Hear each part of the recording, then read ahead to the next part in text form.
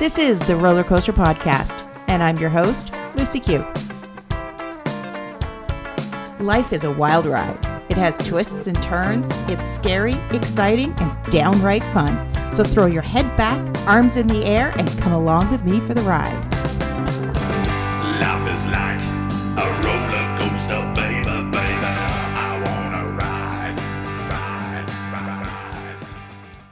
Okay, before we get started, check out nectargrowth.com. nectargrowth.com. It's free to join, but not for long. Nectar is an extension of the roller coaster. It's where you can start your own journey of self-exploration and growth. In Nectar, you'll find different topics of interest, daily blogs, affirmations, journal prompts, and you can connect with some of the fantastic coaches that have been on the roller coaster. Soon, we'll be adding videos, meditations, live discussions, and events. Our signature course is a journey of self-improvement, and it's valued at $397. But once you join, it's available to you at no cost.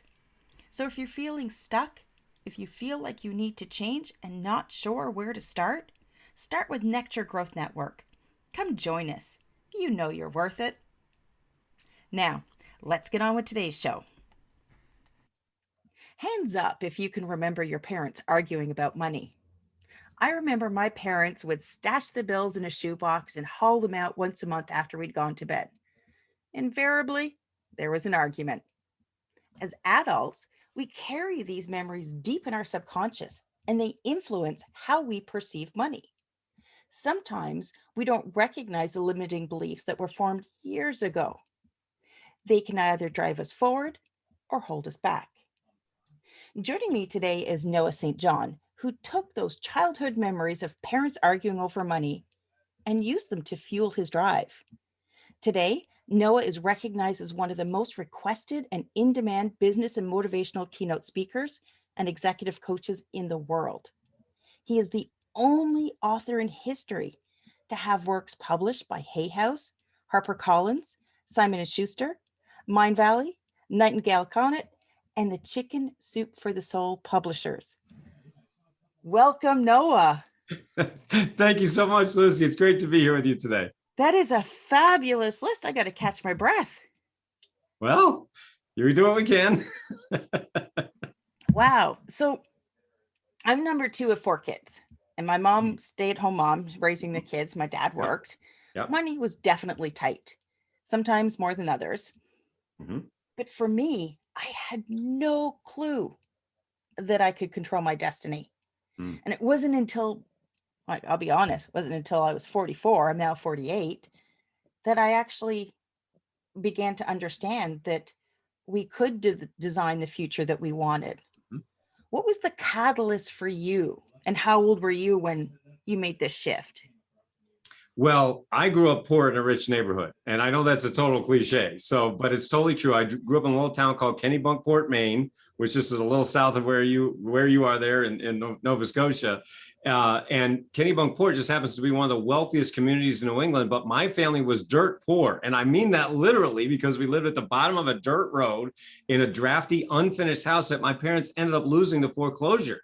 So from a very young age, I was painfully exposed to the gap, the chasm between the haves and the have-nots. The haves was everyone else in the community, and the have-nots was my family. Now you hear these speakers, they get on stage and they say, well, we were poor, but we were happy. We didn't know we were poor. Well, my family, we freaking knew we were poor because my mother, bless her heart, reminded us every day that we were poor and miserable. So no, it wasn't happy, it sucked.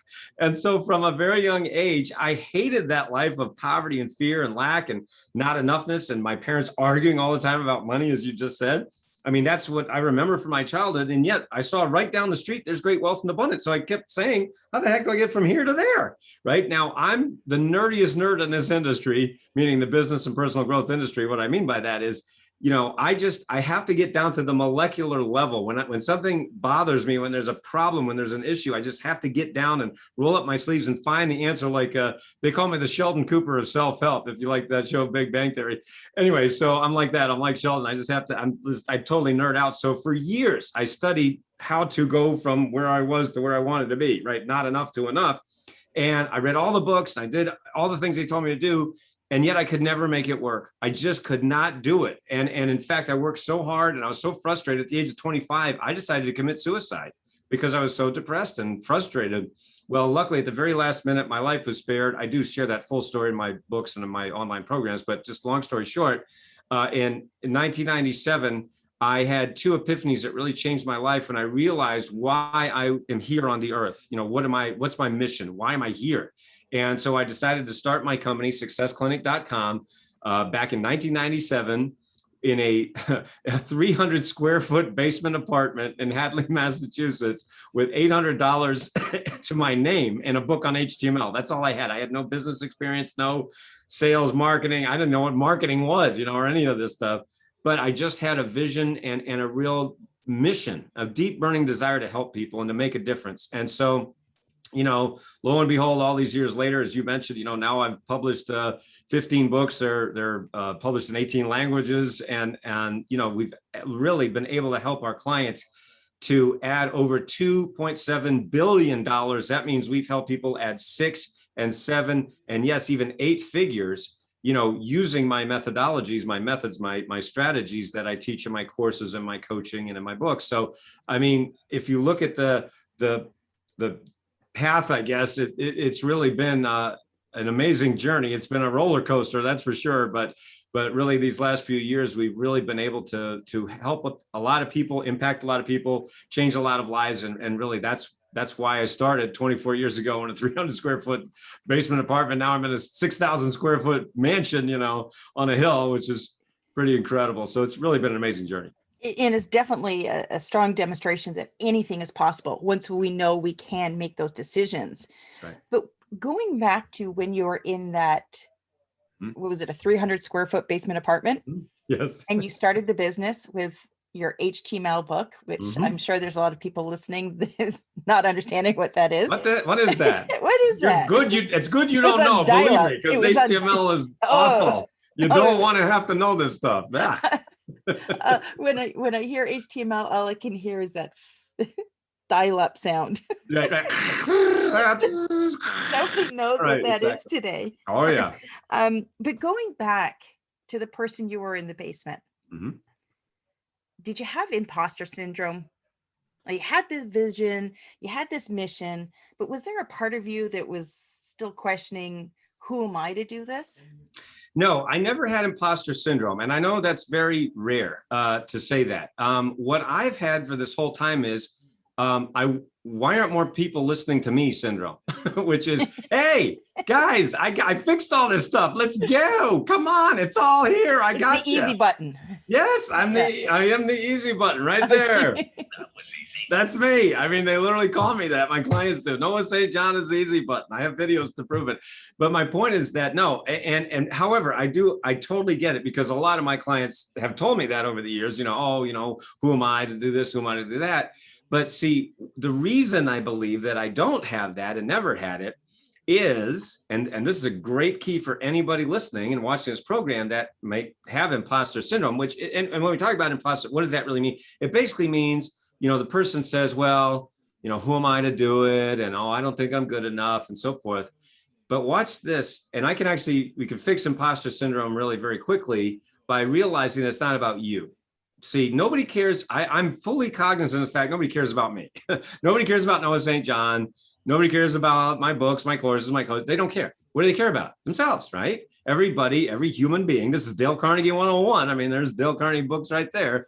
I read Dale Carnegie's books when I was 7 years old, literally, How to Win Friends and Influence People. In those books, he says very clearly, look, everybody does everything for selfish reasons. Now, that's not a bad thing. It's not bad. It's not good either. It's just what is, right? So the point is, everybody is infinitely worried about, thinking about, constantly, only in their mind going over and over, how does this affect me, right? How does this benefit me, right? So I realized from day one that it's not about me. It's about my clients. It's about my customers. So I've had, from even when I had nobody, no customers, no nothing, right? No team members, no anything.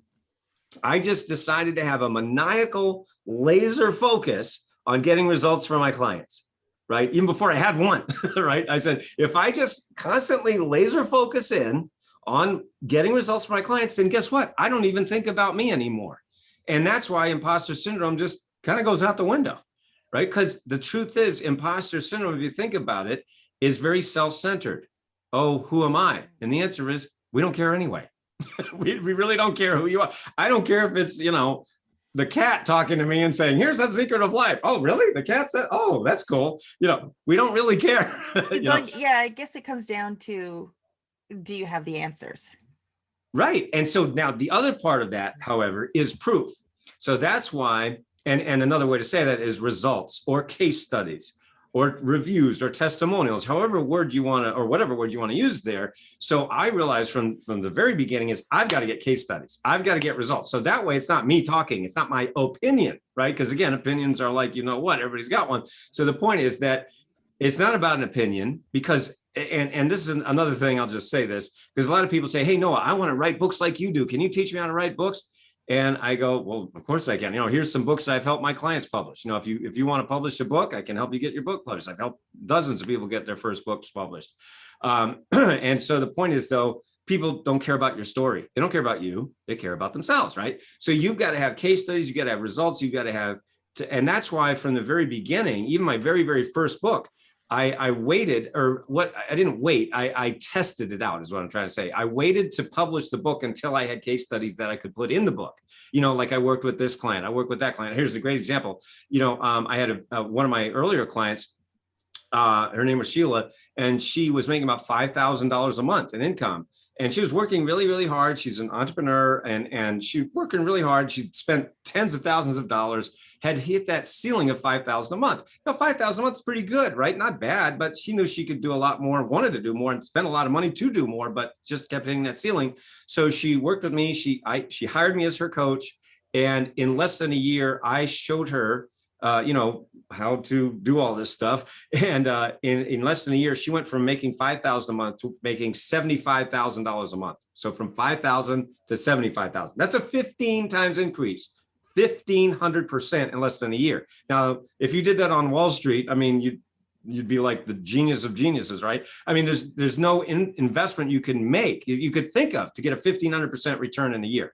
But yet I showed her how to do that. And that's the point, is that's a case study. That's a real person. And you can go to my website. You can go to noahstjohn.com. You can go to workingwithnoah.com. You can see dozens and dozens and dozens and dozens of case studies like this. And that's, again, why, I can very confidently say, hey, this stuff works. Wow. Sorry. My jaw dropped open when you said she went from 5,000 to 75. I know you can see that, but it was just, holy smokes. It just goes to show that with the right support and the right resources, you can do anything that you want to do. That's right. But what is the first thing that people need to realize if they want to create that shift? Absolutely. Okay. So, boy, I've got so much to say about this, Lucy. I know we only have a short time. No, go for it. So the first thing that I want people to realize is that information alone is not enough. Information alone is not enough. Now, why is that true? Okay, so think about this. Let's say you want to make more money. Let's say you want to lose weight. Let's say you want to find love. Let's say you want to grow your business or sell your business or whatever it might be, right?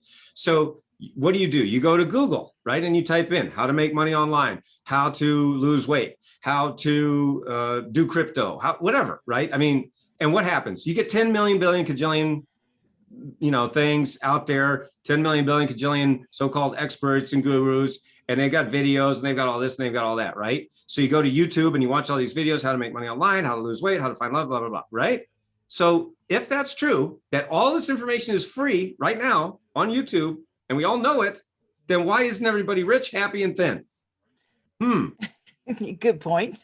Right, exactly. And what is the answer? Because information is not enough. That's what's there on YouTube is information. But why does information alone not create change? Now, information can be a first step. Absolutely. Information is not nothing, but it's not everything either. Right. And so information alone does not create what we like to call, at my company, successclinic.com, we call it transformation. We have to go from information to transformation. So what's the missing piece?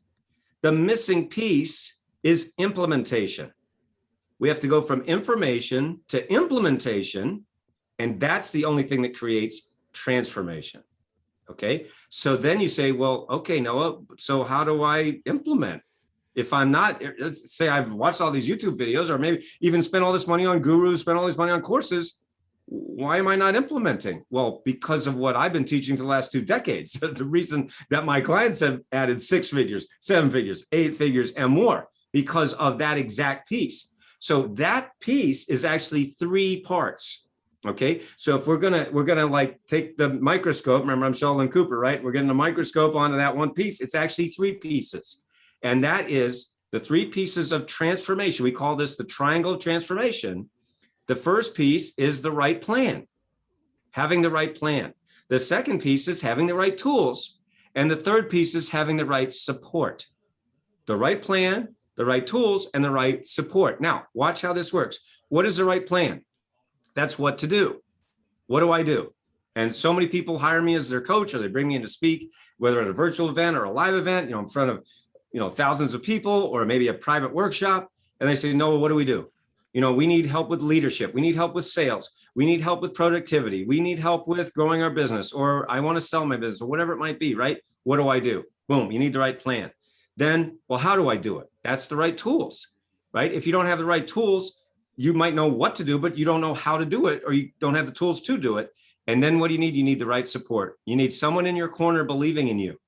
And the example I always like to give is from Star Wars. Remember I told you the nerd, right? Star Wars. Hey, right? There's nothing nerdy about Star Wars. Hello, right? Exactly. That says a fellow nerd. But anyway, but we all know, right? So everybody knows the Star Wars, right? So in Empire Strikes Back, which my favorite Star Wars movie is Empire, right? Yes. The middle one. And so remember in that scene with Yoda, right? So there's Luke Skywalker. He's there with Yoda. He's doing the training, and Yoda says, "Hey, I want you to get your X-wing fighter out of the swamp there." And Luke goes, and he can't do it, right? And Yoda goes, right? And he does it. And Luke comes up to Yoda and says, now this is the line that he says, "I don't believe it." And Yoda says, "That is why you fail." Now watch what this really is, though. What I do is I actually show you what he's really saying. So what Luke said is, "I don't believe it." But what he's actually saying is, "I don't think I can do that." That's what he's really saying. I don't think I can do that. I see you do it, but I don't think I can do it. And that's what 99% of people out there are saying. Oh, sure. Well, sure, he can do it because blah, blah, blah, blah. Or she can do it because blah, blah, blah, blah. Oh, but I can't do it. And don't you see, for everyone watching this program and listening to my voice right now, that is the exact reason that you're holding yourself back. That's one of the things that I talk about in my books, like Get Rid of Your Head Trash About Money. This is exactly what we talk about. By the way, this book is free. I want to give this book away free for everyone watching and listening to this program. It's sendmeabooknoah.com. Very easy to remember. Sendmeabooknoah.com. It's Get Rid of Your Head. So that's what I call your head trash. Your head trash is the voice in your head that says, I can't do it because. Oh, I can't do it because I'm too old. I can't do it because I made too many mistakes. I can't do it because I don't have the money. I can't do it because I don't have the time. And guess what, friends? Everybody watching this, I want you to realize you always make yourself right. You always make yourself right. And so there's a famous saying that's attributed to Henry Ford. He said, whether you believe you can or you believe you can't, you're right. Well, here's what I like to do. I like to put my spin on it, the Noah St. John spin, with all due respect to Mr. Ford. But here's what I say, and here's what I teach my clients. Whether you believe you can or you believe you can't, you make yourself right. You make yourself right by saying, oh, I can't do it because that, friends, is your head trash. That's why I give this book away for free, Lucy, because I want to teach the world to get rid of their head trash, because this is holding millions and millions of people back. That's why we give this book away free at sendmeabooknoah.com. We just ask you to cover the shipping, but the book is free at sendmeabooknoah.com. That was exactly my problem up until I was 44, is that I saw things happening for other people, but I never believed I can have them for myself. And this is part of my reason why I do everything that I'm doing right now, is that I was that cliche, unemployed person living in my parents' basement. I had one kid with me, one kid in another city university, my husband at our other place, which is now where we are in Nova Scotia. Our marriage was in shambles because I just didn't believe what I could have. But once I made that shift, I went from being unemployed to now I'm an executive running a multi-million-dollar company by day.